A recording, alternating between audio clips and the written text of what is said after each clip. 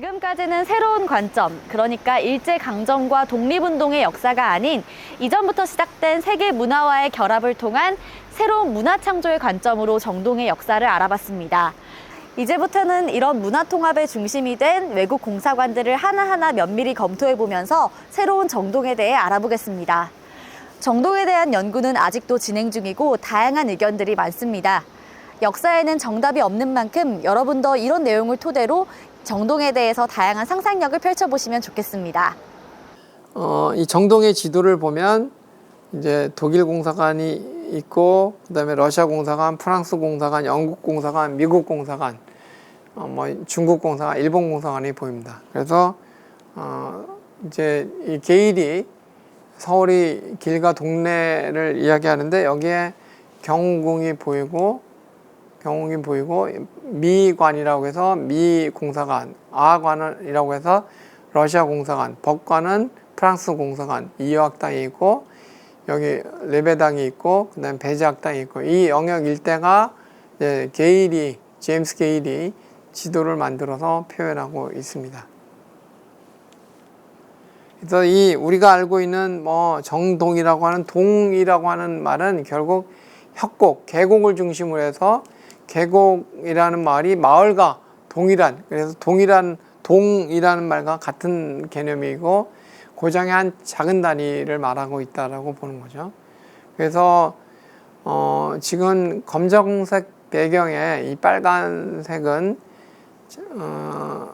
그 장서각에 있었던 덕수궁 청사진 도면인데 원래 덕수궁 영역이 지금 알고 있는 덕수궁 영역은 요 시청 앞에 있는 요 영역만을 덕수궁으로 생각하는데 사실은 이 뒤편까지 선원전 영역과 흥복전 이 영역 다 포함해서 여기가 덕수궁 영역이었다 이거죠. 그래서 지금의 우리가 알고 있는 덕수궁 영역이 3배 정도의 크기가 바로 덕수궁 영역이었던 거죠.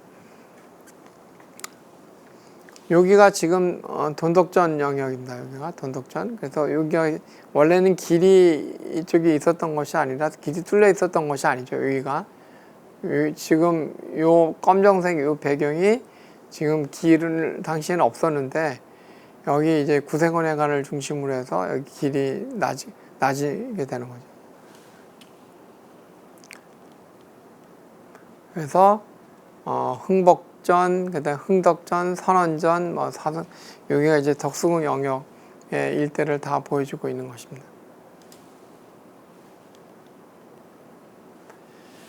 먼저 청국공사관 영역을 보면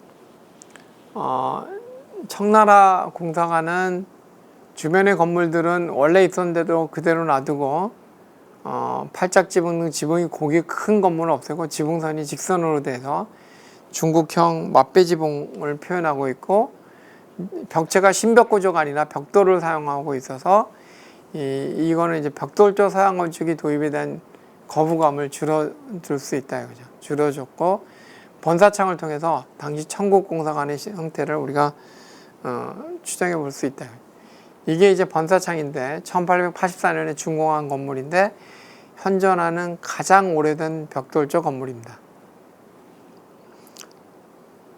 지금 삼청동에 남아 있습니다. 그래서 그런데 참 재밌는 게 이게 이제 저는 이제 벽돌조 한옥이 가능성을 보여주는 건물이라고 보는데 이제 그 벽돌조 건물 중에서 제가 생각할 때는 가장 아름다운 건물 중에 하나가 아닌가 생각이 든다.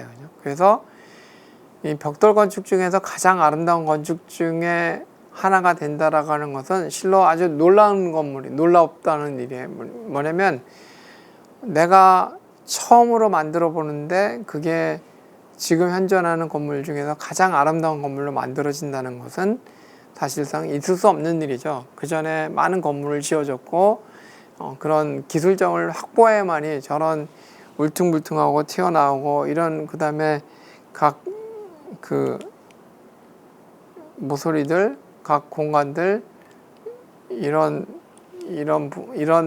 이형벽돌들 그다음에 아치에 따라서 다 두께가 다른 이런 것들을 구워낼 수 있고 그다음에 빨간색 벽돌과 그다음에 회색 벽돌에 대한 조합 이런 것들이 만들어질 수 있었다라고 하는 것은 그만큼 벽돌을 축조할 수 있는 기술력을 갖고 있었다는 거죠.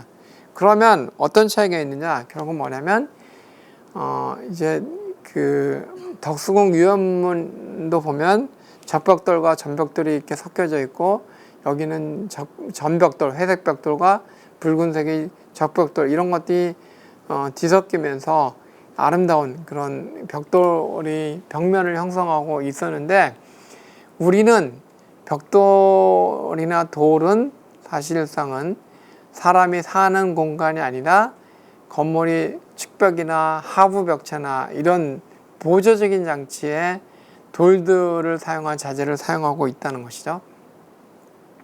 어쨌든 이 중국이 이제 그 조청 수륙 무역 장정을 통해서 해리창이라고 하는, 이 사람은 중국이 건설업자죠.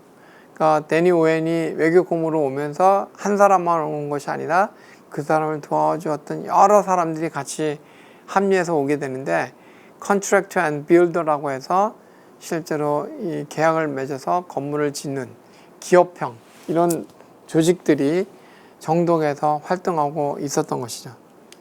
그래서 여기 보면 이제 중국의 어떤 항구, 상해라든가 이런 곳은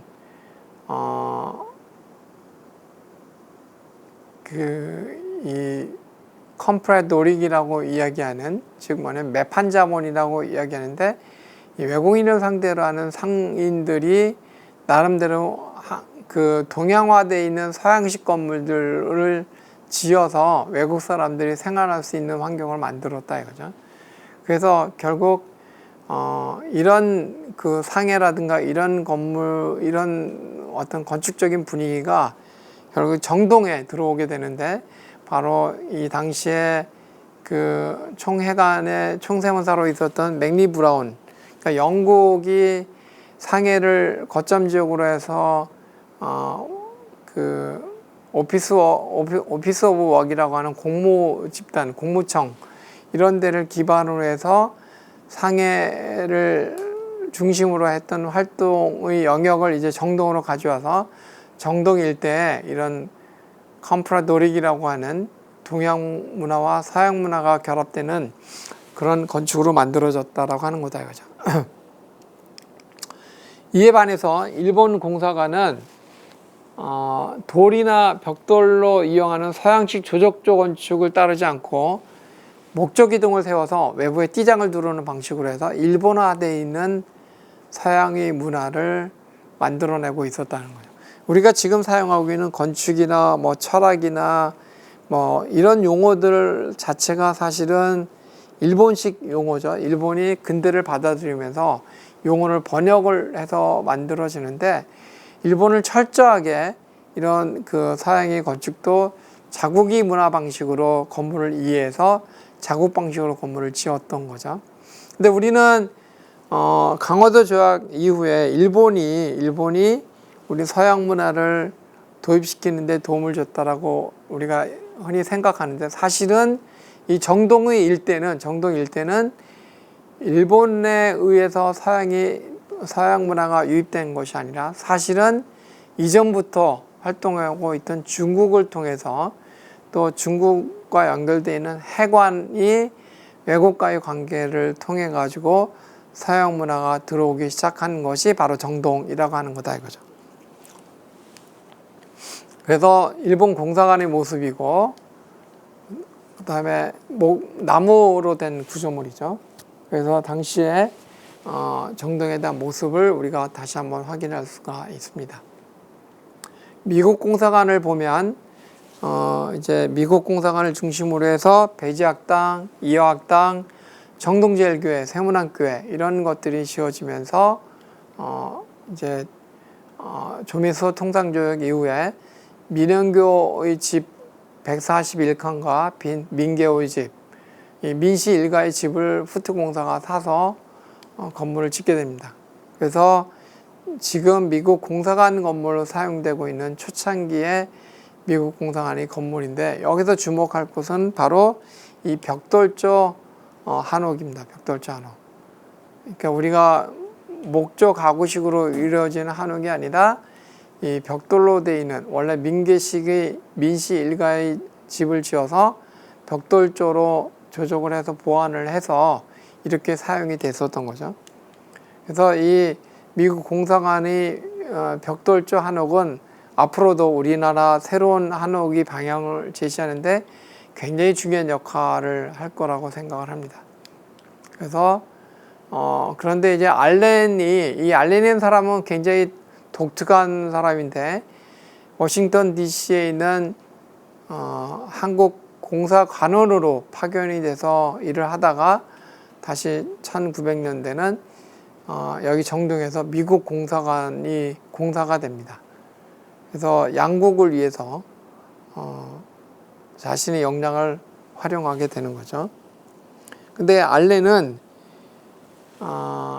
이 지금의 아까 보신 한국 공사관을 굉장히 못마땅하게 생각을 했어요.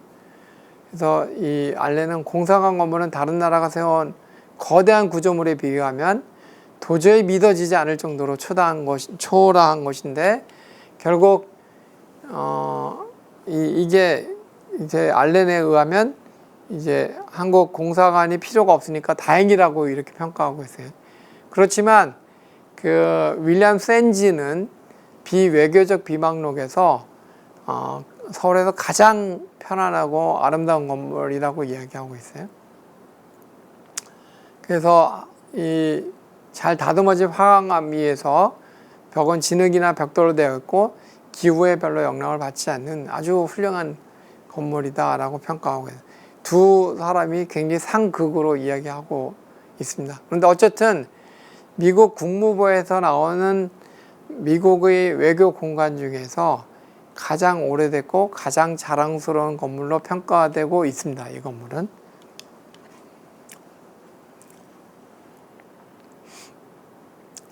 그 다음에 이제 미국 공사관에 3~4명의 흑인이 있었는데 이 흑인이 앞에 있으면 이 흑인들을 보려고 구경꾼들이 들끓었다고 합니다.